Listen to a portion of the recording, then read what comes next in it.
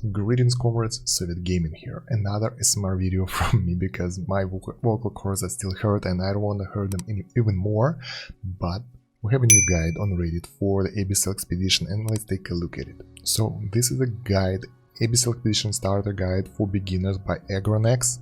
I've read through this. There are some good points here, but obviously it's not for the beginners, so I'll go over it for you guys and you will decide what to do with that info after that. Abyssal Expedition on the test server still have some time left before it will open. There will be another guide with all the info and examples for you on this channel a bit later, so subscribe if you haven't yet, so you won't miss that. So right, starting strategy, this is the first things you gotta do. Mastering starting strategy is becoming far more important than ever before. Maximizing your initial income will determine the player's overall performance for the whole Abyssal Expedition. Getting an early essence boost and reaching the Duke rank as soon as possible provides player with extra stamina. This is entirely true, and your main goal as a beginner or experienced player should be maximizing your essence gain as soon as possible. So you gotta take as many villages as possible, as early as possible, and get as high level villages as possible. It's not that easy for the beginner players. I will talk about that in this and the next guide, but you got the main idea. Early on, your main goal, and that will determine the overall success of your journey, is to get as high income as possible. Step 1. Slot your Ein's team composition. That is true. So what you want to do, you want to slot your Ein's team, and there are different variations of that, but you want to get your strongest team basically in the first row, in the first 5 slots, and use it to fight the villages. Since this is the strongest team in the entire game, it's not reliant on anything, and they don't die that well, that means that they can give you 3-star victories quite easily. So this is the team you will use. All the variations of the team here are interesting. I haven't saw those before, and most of those have feral in them. So yeah, if you can afford it, well, anyway, you can use any ice team. To be honest, it will be quite efficient and you will be pretty successful with that. That's just the basic tactics. Reset the tree. Honestly, that's really not a good idea to reset the tree just for the sake of Abyssal Expedition. That's definitely for someone who's going for the high score, like the top leaderboard. If you're just playing casually or your guild is not going for the top spots, don't do that. That will just waste your resources. You don't want that, guys, for sure. It has to be noted that using manual mode on Eins, so Eins alt the same second as the goal of all life is death hits, can improve your battle results a lot. With Furniture 9 skill on Eins, it's 15 seconds after the start. That's a good idea. If you can pull it off, that will allow you to give enemy the damage from the Eins ultimate right at the moment when they lose health from that skill from the furniture. That will allow you to take out stronger enemies more reliably. Although personally, myself, I just go on random on auto because I'm too lazy to manage that stuff. We are not competitive, so we're not going for like the high score, and we haven't failed expedition even once, so shouldn't be a problem. Oh yeah, moreover, while I still remember, you therefore want to go for honorable expedition. Even if it says it's harder, in the reality you will have more dedicated players, less players will go AFK and just drop off, and you will have more players who will be fighting enemies, and that means that that's the higher chance of actually winning the game. Because on the casual, I've been playing it a few times for lulz, and honestly it's a havoc. Like, people are dropping off one by one, and in the end, when you are at the boss, you have like 10 people active out of what, 40 or so. Well, so that's not good, guys. So right now we have the tiles here. Empty tile, very easy to capture, use only one hero or two. Feral, Eins or Etzo can get the job done very easily. Tier 1 settlement, almost as easy to capture. Do recommend using 2 heroes, 3 heroes for weaker players. That depends how weak you are, honestly. If you are a really beginner player, you might want to go for Tier 1 and Tier 2 settlements with your whole team. It's important to get as high tier settlement as possible, if you can do that. Make sure to play on the lower speed, guys. Don't go on 4 times speed when you're going for it.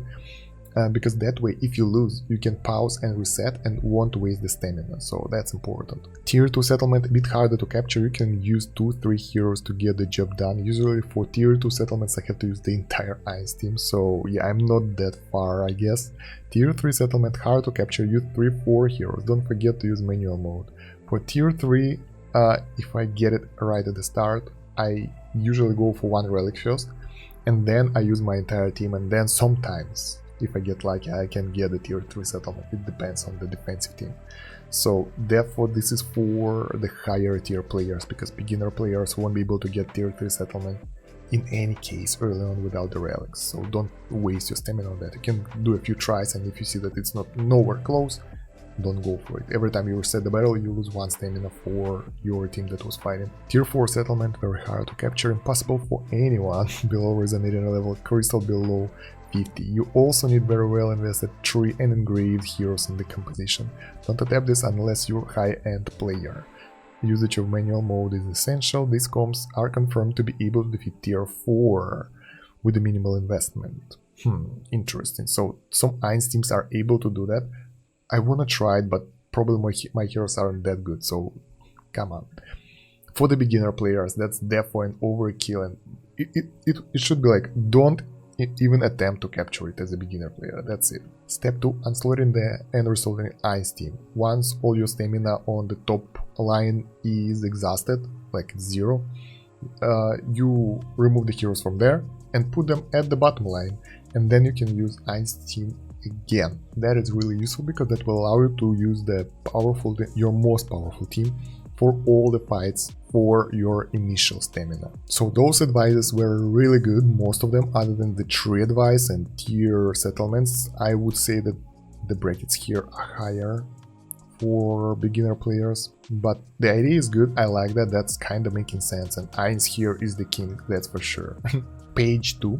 Beyond handling the initial Ainz team composition strategy, it's also essential to be as efficient and humanly as possible with hourly essence. Knowing the best heroes to slot for Celerity tile cleaning is very important. Your initial start will determine your overall performance. I would say that, plus your initial position on the map will matter a lot, because if you will be somewhere at the borderline and you won't be able to get enough villages early on, and you will have to plow your way through the whole map in order to get to the gates where everyone is fighting, so you will waste extra stamina and extra time to get there, so that's important as well. Alright, so step 3, slot your Celerity heroes. Once you wasted all your Ice team competition stamina, slot Celerity heroes to the remaining 5 slots. The heroes you will slot strongly depend on your hero roster and how well specific heroes are built. We've included some recommendation build requirements in hero icons. Okay, let's zoom in over here and see which heroes are recommended. So we have Cecilia, Joker, Prince, Nakaruru, seriously, Ezio, Pharrell, Aaron, Laika, the Witch Lady, Vurg, Athalia, and Karen. And we can see that investment in them sometimes isn't really high, so for example Nakaruru here is without any furniture, so that's affordable for most people. Athalia with 1 furniture, like 3 pieces set, so it's quite easy to get. Joker with 3 pieces, so you can get some good heroes here for your team. As for efficiency, I prefer to go mages because it's, less efficient, but I don't like going the main route. This time I'll go with the Celerity and test all those heroes out. I think those are pretty efficient, so like those guys I know what they're talking about, and everybody uses Celerity heroes in the expedition, so yeah, that's obviously a good choice. And for the Soul Relic we have Albedo and Alna for the support of dimensional heroes and like for all other teams as well. Step 4. Unslot your Ice team composition. After you've reached Relic 2.2, unslot your Ice team composition and slot in another 3 heroes from the suggested list. This is the time for slotting Soul Relic heroes, as once you get Relic 3.0, you will be able to use it roughly 20 hours from the first reset. Wow, the timings are crazy. Last 2 hero slots are reserved for Silas plus Dress. We will be pathing with just 8 heroes. So you don't want to use Silas and Dress, those are saved for the final boss, so they will gain energy and then use that energy on the boss in order to do the maximum damage. Here you want to reset the tree again if you reset it before for Ein's team, and honestly, like, yeah, we can skip that because for the most people that will be the horrible advice resetting the tree, come on. So right, the next one is Early Essence goals, 1.5k, 2.6k energy essence. That's pretty high goals to be honest, but my opinion on this will be going as high as possible. So yeah, you don't want to stress out too much that you're not gaining enough. Your main goal in the expedition is not getting the maximum out of your power, not being the strongest, but working together with your team. If some of your allies need help, help them. If you need help, ask for help and someone will help you out, and that will benefit the entire expedition. Don't try to be selfish and the most powerful person in the world. Work together, that will allow you to get better result overall as an expedition other than trying it yourself. That will be more fun as well because you're communicating with other people, so keep it in mind guys. Here are some last advices. Always aspire to get 3-star battle. Okay, that's true, you should get it if you can, because that will lower the stamina consumption per fight. Don't use 4 times speed, use 1, 2, and battle if you seem to be losing it. That's true, if you lose in battle you will lose all the stamina. Sometimes, really rare when you're trying to capture high level villages, that might be an option using 2 teams. That will be extremely expensive, but sometimes it's a good idea if you go into bed and then you will get a lot of stamina essence for that, but that's really risky. Don't try to take tier 4 unless you have 500 plus resonating crystal and high and 3. That's for sure, you don't really want to get those anytime soon anyway, you need relics for that. Always cultivate your settlement, even your first tier 1 settlement, that's obvious. Like every time you capture a village, put a hero there, that will increase its income, so yeah. And there are timings. For the night you want 4 hours after the reset, so that's basically right at the start of the expedition.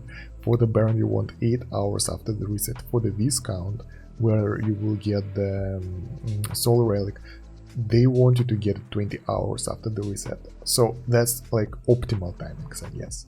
If you are falling behind, don't worry about that guys, you will have plenty of time. Most likely the boss will be killed few times, and even if you just made the path to the boss and it's already dead, that shouldn't be the case. First of all, because if you're active player you should go with the entire flow with the entire team, and second, it will recover again and you will be able to deal that damage requirement for it and get your maximum rank basically. Because sometimes yes, you can go to the boss, attack it, but because of the low relics you won't have enough damage. There is a damage requirement for the highest rank and you won't be able to do that high damage in one fight. Don't stress about it too much, the boss will die, you will get your relics up and then you can do it again, fight the boss, get that high score and you'll be good. So yeah, there we go, the guide is over, and honestly it's a good guide, but I wouldn't call it a beginner's guide. This is for optimal playthrough. For the beginners I have other guides on Abyssal Expedition, they will work as well. That's pretty old, but it's still viable, but I will make another one when it will be out on the test server, so yeah, don't miss it. And if you have any questions regarding expedition or anything, let me know in the comments down there. While you're going there, don't forget to like the video and subscribe to the channel, that way you won't miss anything. And you might want to join the Discord as well, because I post everything over there and we can talk, so you will ask your questions there and get the answer almost straight away. Cool place to be. Also we have the pin command and video description with the links. We have Discord link over there, website link, social media links, and everything else you might find useful over there. And yes, the link for this rated guide will be there as well. So yeah guys, thank you very much for watching, that's about it for now. Sort it out, and see you then.